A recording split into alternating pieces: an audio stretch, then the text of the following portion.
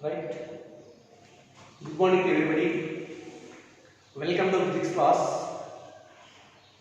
Now, in this video, I will explain the production and also properties of X-rays. In general, X-rays are discovered by Röntgen by using Coolidge X-ray tube method. Coolidge X-ray tube method. The scientist Röntgen discovered the X-rays. Generally, X-rays are the electromagnetic waves which are having very less wavelength and also more energy. Then, how do you produce? How do you produce the X-rays by using Coolidge X-ray tube? This is the experimental arrangement. So here, this is a discharge tube. It is totally discharge tube. This discharge tube is highly evacuated, means pressure inside the tube will be very low, or approximately 1 mm of Hg. It is a discharge tube. So at the middle, it is taken in the form of a sphere, and at both the ends, the tube is in the form of a cylindrical ends. Also, at one end of the discharge tube, there is a filament. It is a filament. One end of the filament is connected to positive polarity of the battery, and another end of the filament is connected to negative polarity of the battery, so that a suitable potential difference is applied between two ends of the filament. That's why this filament is heated, and also the electrons will be ejected out. So electron emission is of three types. In the previous class in dual nature, I explained emission of electrons. They are called as the thermions. Second one, field emission. Third one is photoelectric emission. In the case of thermions, means when a filament or a metal is heated to certain temperature, later electrons are ejected from it. These electrons are known as the thermoelectrons, or simply thermions. So that's why the electrons coming out from the filament, they are simply thermions, because this filament is heated by applying a suitable potential difference using a cell. That's why electrons are ejected from it. These electrons coming out from the filament, they are made to emission on the target material. Suppose this is the target. Now here, the target is arranged such that surface of the target makes at an angle of 45 degrees with the incident electrons.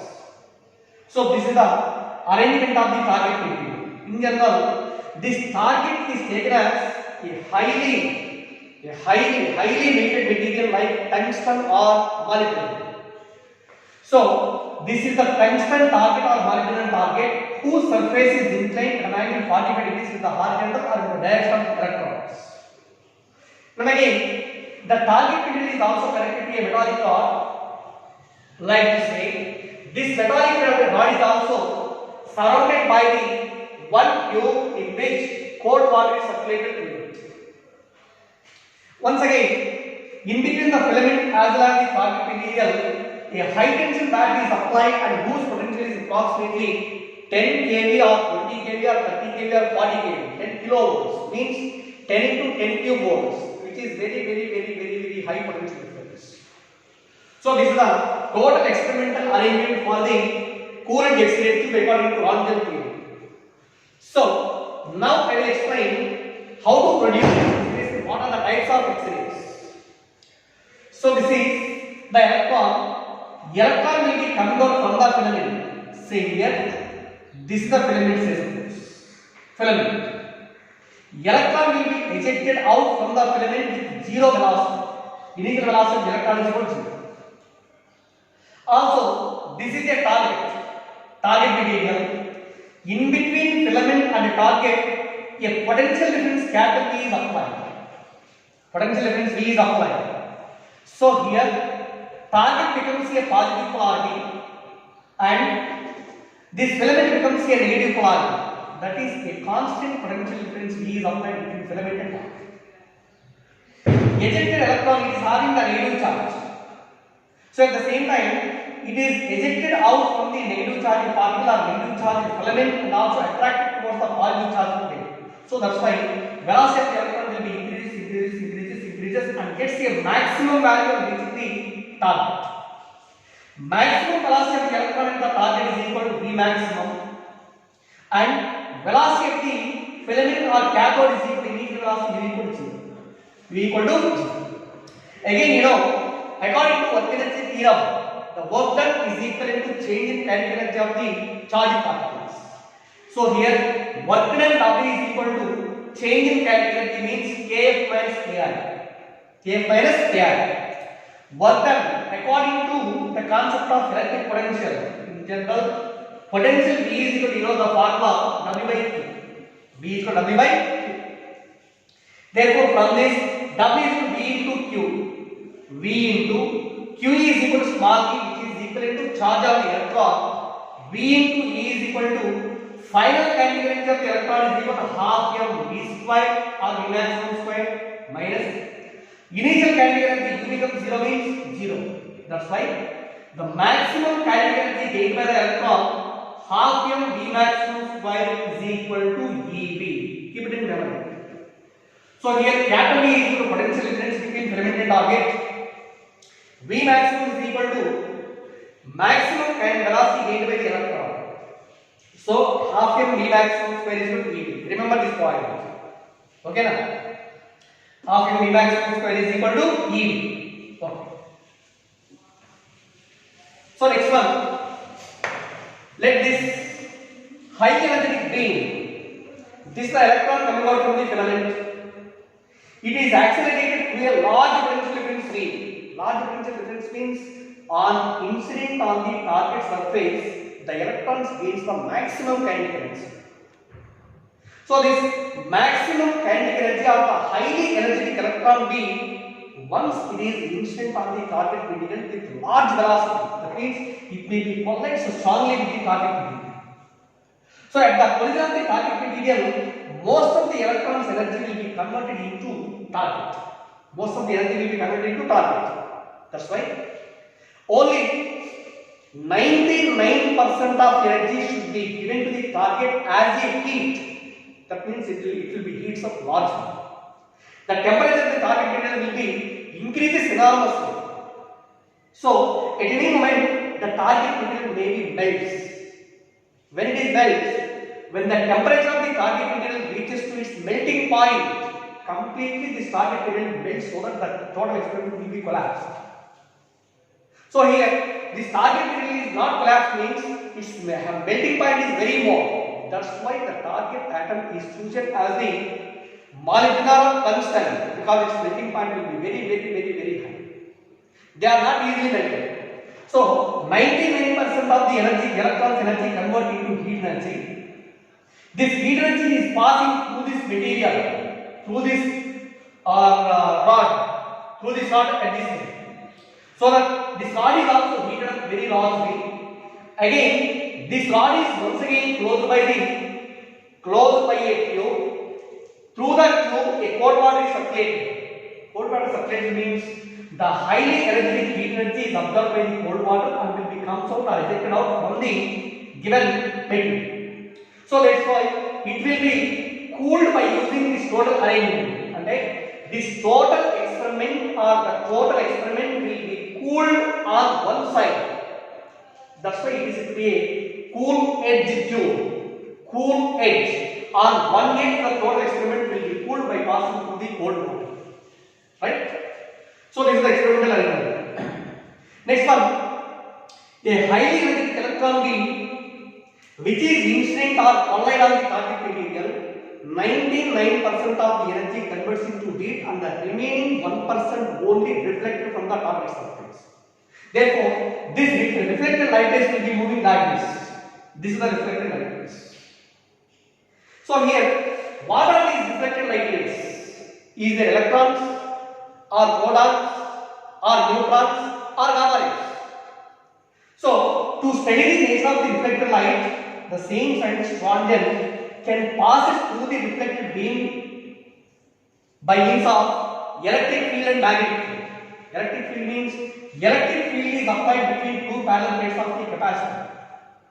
Suppose this is the positive plate of the capacitor, this is the negative plate of the capacitor. Suppose if the beam coming out from the target material, reflected beam is having negative charge, it is deflected towards the positive plate. If it is having the positive charge, may be deflected towards the negative charge. But the scientists observed that this reflected beam while passing through the electric field cannot be deflected in any direction. Cannot be deflected means reflected light is a not charged particles like this. They are nothing but chargeless particles. So that's why reflected beam cannot be deflected by using electric field as well as the magnetic field. That's why the properties of this reflected light rays cannot be counted by using the scientist Swansden. He made so many number of experiments, but still the properties of these light rays cannot be determined. That's why these reflected light rays it is taken as X. So these are taken as the X-rays. X-rays. Okay now. So these are taken as the X-rays. In terms, maybe this reflected light is chargeless beams if it is a neutron or a gamma ray particles, but the penetrating power of this reflected light rays will be different than the penetrating power of gamma rays. That's why these are not the gamma rays as well as the neutrons. So in that years, these reflected light rays are found to be X-rays, some X-rays. Right.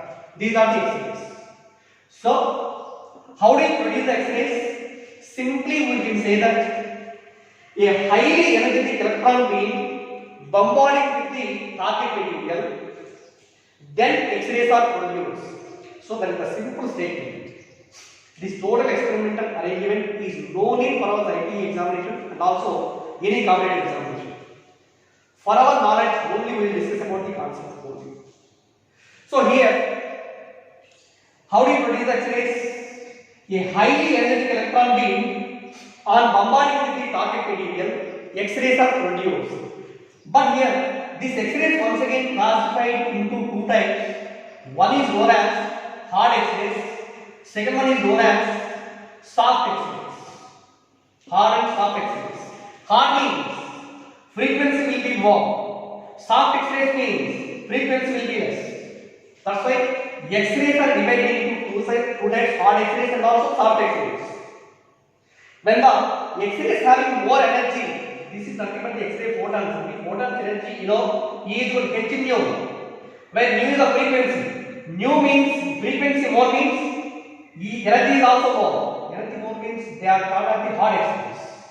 If the frequency is very less, then these are called as the soft X-rays. So therefore, X-rays are of two types, hard X-rays and soft X-rays. Now once again, what are the wavelength range of these X-rays? The same experiment will be conducted so many times. Wavelength range of the experiment, wavelength range of the